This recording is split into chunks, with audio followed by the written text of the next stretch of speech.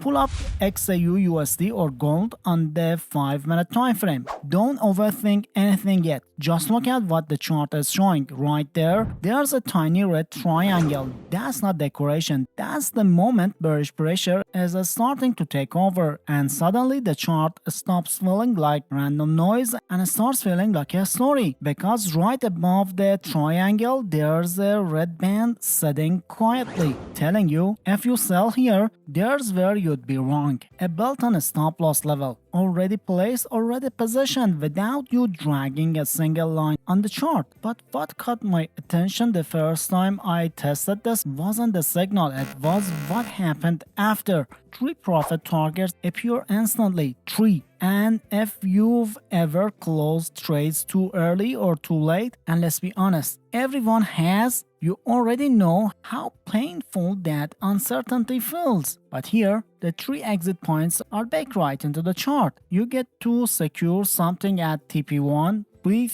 a little at TP2, and write the actual move at TP3. For once, the chart isn't just telling you when to enter, it's telling you how to manage the entire move. But hold on, because this is where most people get overconfident. They see one clean example and assume it works everywhere, every time. So let's keep scrolling. Now there's a green triangle. This time the pressure flips bullish, and the band, now it's under price. Actually like a floor instead of a ceiling. The 3 targets are stacked upward and everything looks textbook, and if you're watching this on your own chart right now, you might already be thinking, okay, that looks good, but maybe it's just gold. Maybe it's just 5-minute time frame. Maybe it won't work on what trade. And that's exactly why most traders never grow. They assume limitations that aren't even real. So let's switch it up. Jump into Bitcoin on the 1-minute time frame. Completely different market, faster, more chaotic, and more impulsive, and yet the structure stays the same. Look at the sell signal, triangle appears, band sits above, target drops down the chart like a stepping stones. Then a buy example, same rhythm, just flip, and then another sell example, and this point just starts realizing something important. This isn't about the asset. This is about reading momentum before the crowd reacts to it. But I know the next question. Does this work on stocks? Let's test it. Pull up Apple on the 1-hour chart. Watch how clean the sell example is. Nothing rushed, nothing noisy, just a simple signal with a simple structure, then a buy signal. The consistency becomes impossible to ignore. But I'm gonna say something that might surprise you. Everything I'm about to show you only works if you follow the setup step by step. Skip one detail, ignore one piece, and the entire thing collapses. Follow it exactly, and the chart almost feels like it's guiding you candle by candle. So here's where the strategy actually clicks into place. The indicator is called Flux Charts Suffix Algo, but before we even think about using the signals, you need the second half of the setup, because a signal without momentum confirmation is like running through a green traffic light without checking the road. And here's what we add: a momentum filter, the wave trend oscillator. Just go to TradingView and the indicators tab. Type wave trend oscillator and add it.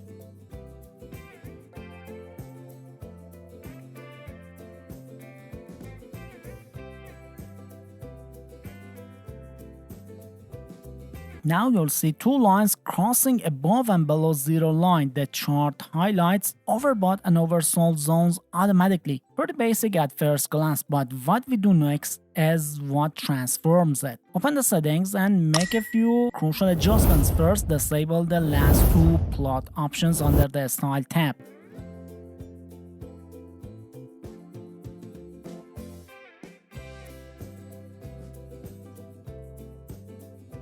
Then switch this one to columns. This column becomes a histogram, your momentum pulse.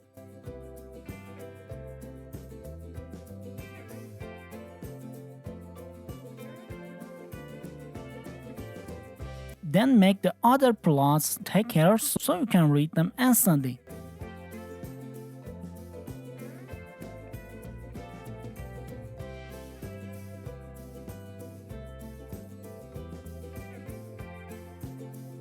Then go to inputs, change the channel length to 50.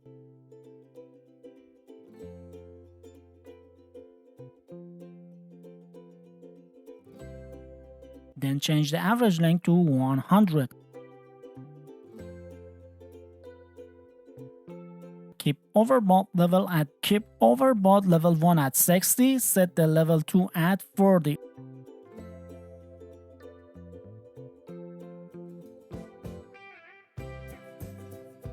Oversold at -60 and -40. These numbers aren't random. They slow down the oscillator just enough to filter out fake impulses without making it lag behind real moves. Now zoom out a bit and look at the oscillator. Those histogram bars, they're your heartbeat. The zero line, that's your equilibrium. When bars rise above zero, momentum is pushing upward. When they drop below zero, momentum flips bearish, and the -M plus 40 and -M plus 60 levels show when the market is stretched. Now everything is ready for the part everyone misses, the actual rules. Pull up the gold 1-minute chart again. You see a buy signal appears.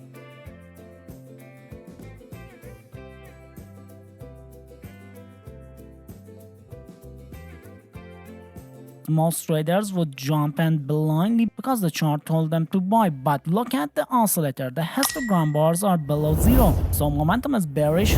So even though the signal says buy, the context says don't you dare. Skip it. If you take that trade, you're fighting the market while it's pushing against you, and that's why most people lose, not because the signal was wrong, but because the momentum wasn't ready.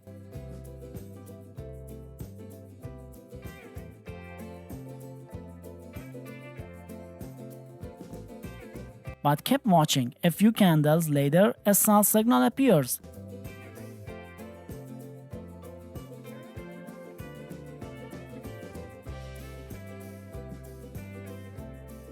Now check the oscillator again. Bars are below zero, bearish pressure confirmed. But notice something important, they're not inside the oversold zone. That means there's room for price to drop without getting exhausted instantly. That's the difference between a forced trade and a high probability move.